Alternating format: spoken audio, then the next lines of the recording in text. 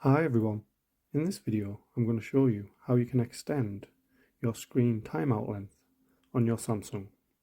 So if you find this video helpful, please give it a like and make sure you subscribe for more useful tutorials. So all you need to do is open up settings and scroll down until you see display.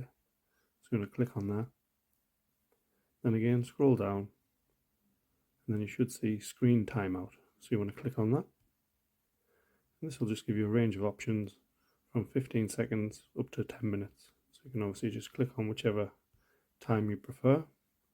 You also have an additional option of keep screen on while viewing. So all this means is keep the screen on while you're looking at it using the front camera to detect your face.